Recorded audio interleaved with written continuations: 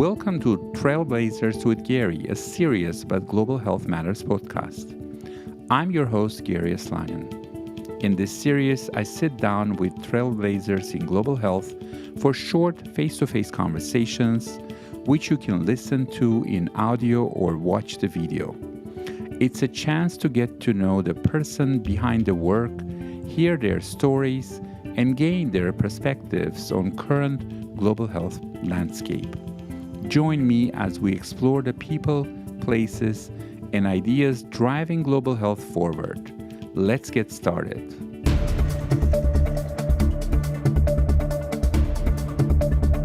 For our first Trailblazers with Garry episode, I met up with Tulio de Oliveira at the University of Stellenbosch in South Africa.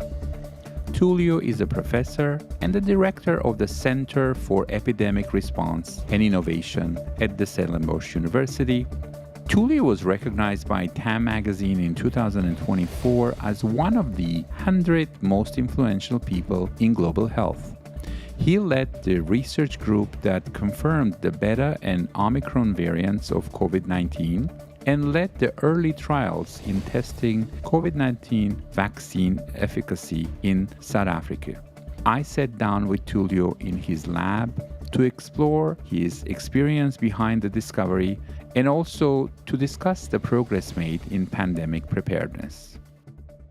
Hi, I'm here with Professor Tulio de Oliveira, and we're going to have a quick chat and catch up with the news in the work they are doing here, as well as global health in general.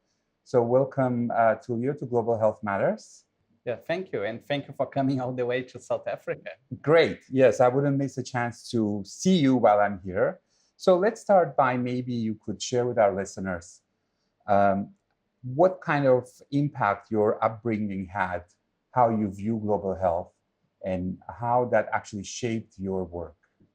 Okay, thank you. Yeah, so I travel a lot in my life. Yes, so I was born in Brasilia. That's the capital of Brazil.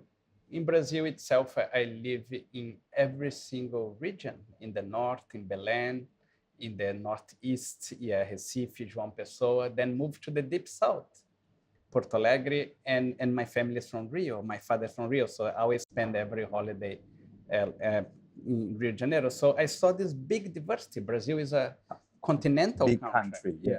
And in addition to that, my mother is originally from Mozambique. So when the apartheid ended, and Mandela was still the president, she arrived at a dinner and said, we are going back to Africa, because she knew that the civil war would end up in South Africa, was funded by the apartheid.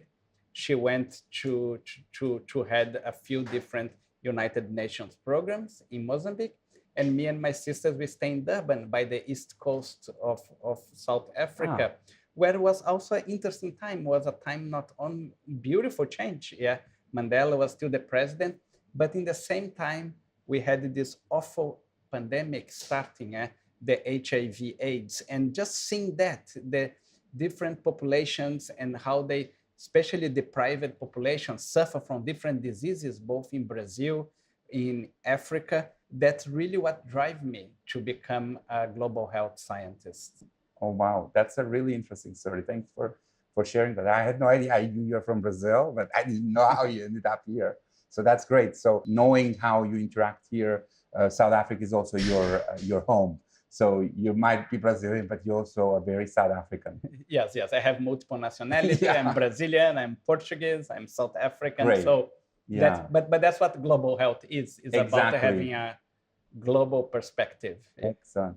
So you worked a lot during COVID, and obviously we won't go into too much of that because you were also famous for the Omicron and really made a contribution that way. But I want to know more about what we learned, and maybe one thing we learned and we're doing differently now when it comes to pandemic preparedness. And if you think countries in Africa now are really changing in terms of how they approach it, and what are still any of the challenges remaining? Okay, so one thing that we learned very well in South Africa and Africa during the pandemic is to work together. So was a time that traditionally the global North partners, they were very busy dealing with the pandemic themselves, so we could put national and continental African networks. And that was very good. So a lot of time, I get a lot of the laureates for discovering Omicron, but in reality, it's a massive team effort. Right. Yeah. In South Africa itself, we set up 8 different genomics facilities in close collaboration with our government, include the NICD and the Department of Health and the Department of Science. And what we did, it is to do things in real time and in real time working together. Yeah.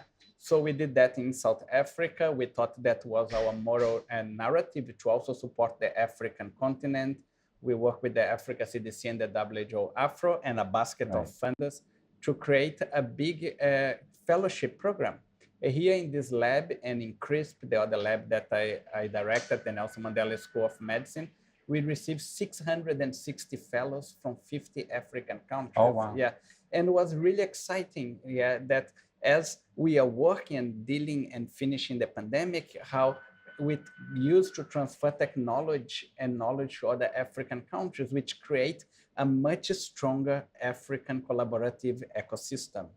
So it really catalyzed that, bringing together different centers, different parts of the continent under the Africa CDC with the work that you're doing. So it really played that role to bring things together. Yes, it did. But it's as everything in life. Yeah, if one doesn't invest a lot of time there, which we are still investing, things go back to the status quo. And the status quo, it is that traditionally, different African countries and collaborators have the collaborator in the global north and work less together.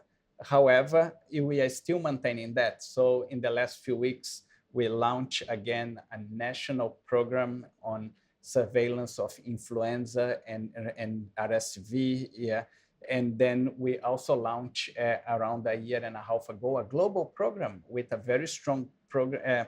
Is a footprint in Africa on climate amplified disease and epidemics. So what we are doing is still investing a lot on this collaborative network, both within South Africa and Africa, in a way that we can become more self-sustaining to responding to epidemics and pandemics, which in the end, it has a global benefit. Yeah, and as everything else in public health, we have to work all the time and be prepared.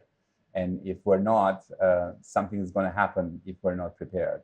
Yes, but it's preparing.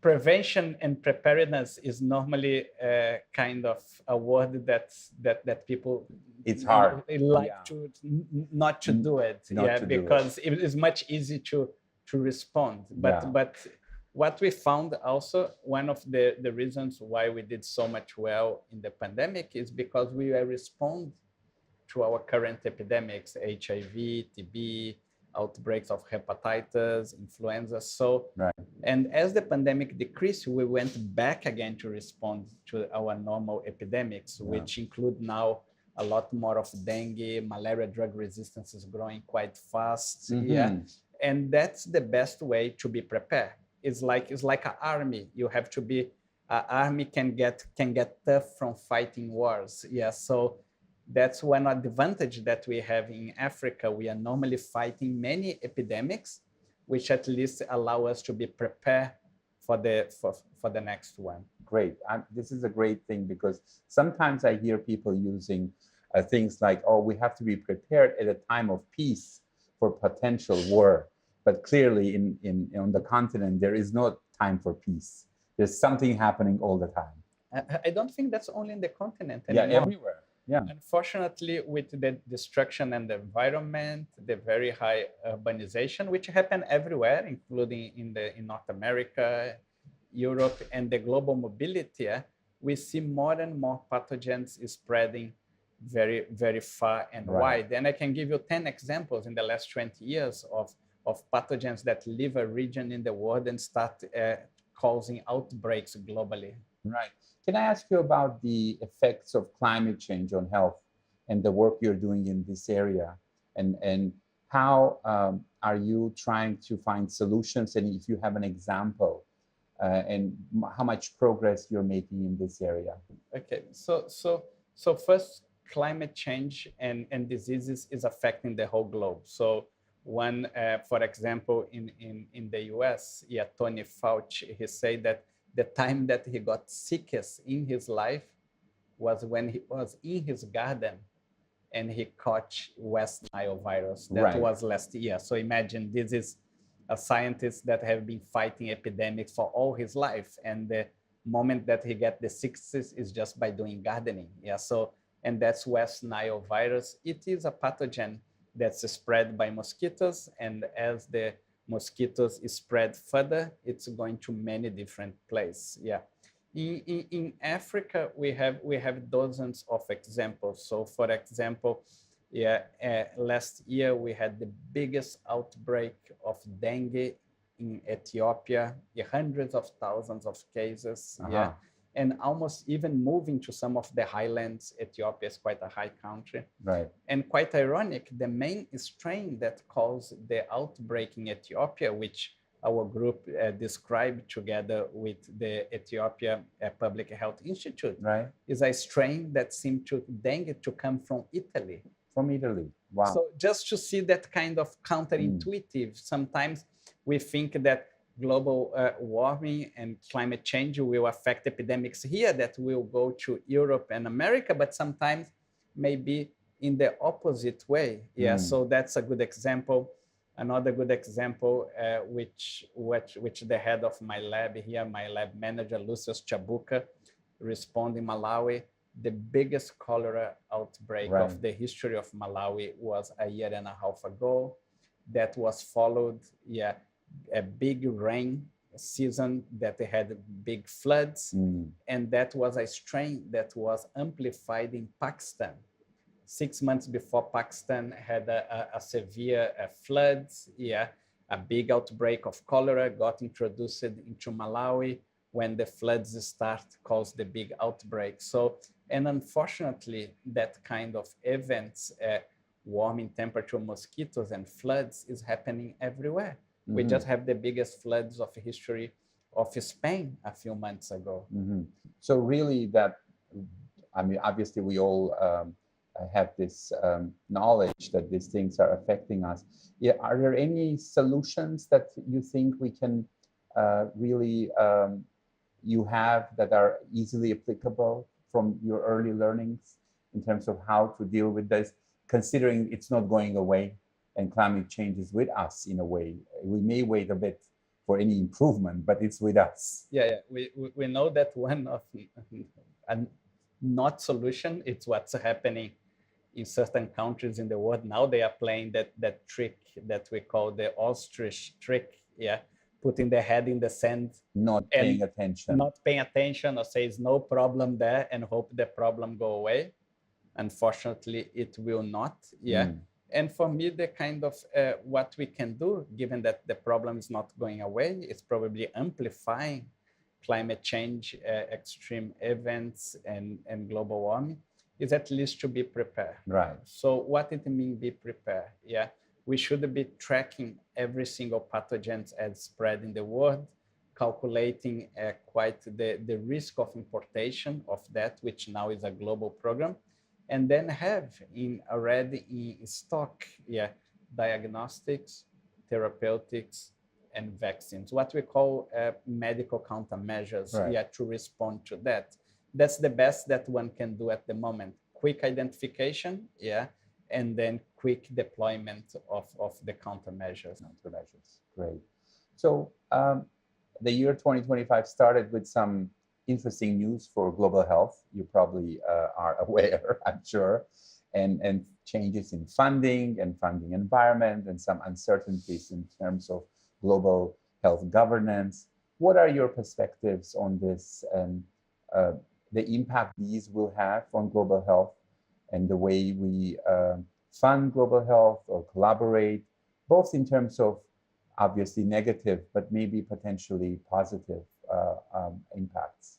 I honestly don't think that there is any positive or much positive impacts. And what I hope is that people come to the common sense. Yeah, common sense is a well-used word around today. Yeah.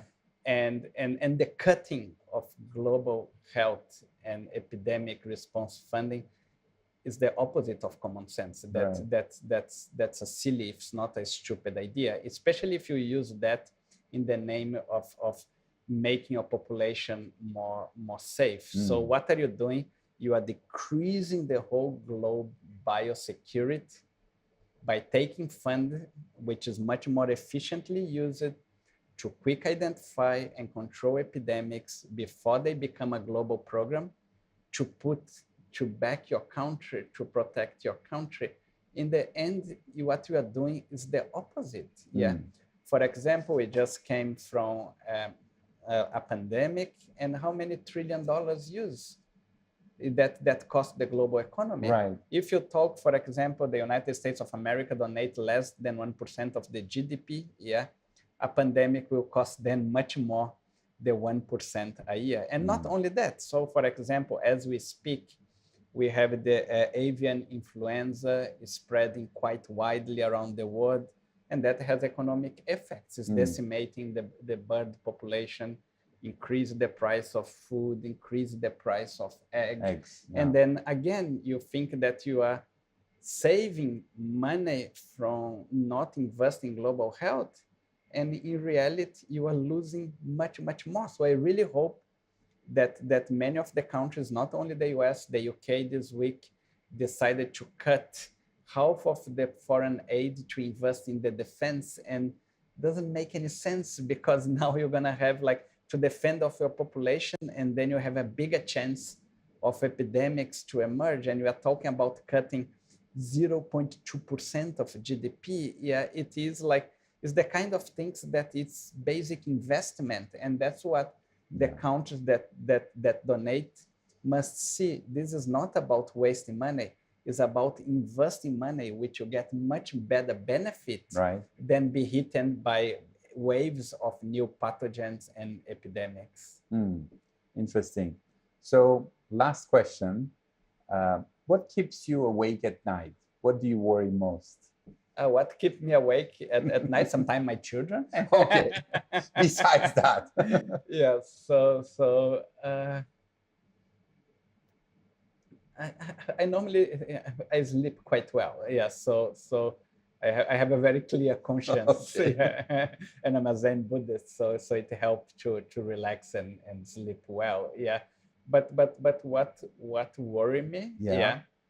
It is that kind of counterintuitive narratives that by not investing in global health security, yeah, and biosafety and biosecurity, by keeping all the money in your country, yeah, you are protecting your country, because in the end you are doing the opposite. So and sometimes it's so sad to see how people use arguments that look rationally. Let's keep more money in my country and I will protect my country. But one thing that we know with all these pathogens, yeah, they respect no borders, and normally they travel. They travel in national people. So what we're gonna do? Unless you close your whole country from travel from your own citizens, and you stop exporting and you stop doing business with other countries, these pathogens will come back. So that's what worries me, is this false narrative that medical funding, foreign aid, if you save that money, is going to make your country more safe. Right. Because in the end, that's what drives us, is saving life, even if and we don't mind the nationality of the life. So that's what worries me the most. Right. And many of our listeners are in different countries who work in global health. Do you have any advice how they can kind of help sort of change that narrative? So the advice that I give, at least in the institutes that I direct, is that more than ever, it's time to be focused and on delivery. More than ever, we have to show the value of our work, because that's more important, especially if funding will decrease. So more than ever, instead of spend a lot of time complaining and fighting, which is also important, activism is very important, we have to focus on delivery and become more efficient. Because in the end, quick detection of pathogens, developing of diagnostic, therapeutics, and vaccines, save life and protect the economy. And the world is not prepared, in my point of view, to keep going to major shocks, such as epidemics and pandemics coming. It was very disturbing, not only for the medical community, but for the general population. And we have to learn from our mistakes. And one of the big mistakes, to be honest, is not to invest more on global health and global security and doing the opposite again. Okay. Thanks so much for this conversation, this quick chat, and finding time in your busy schedule. So I'm sure our listeners have appreciated. Thank you. Thank you. Thank you for having me. Thank you for joining me for this episode of Trailblazers with Garry, brought to you by the Global Health Matters podcast. The audio and video versions of this episode are available wherever you get your podcasts. Be sure to visit the Global Health Matters webpage for more information about my guest and this series.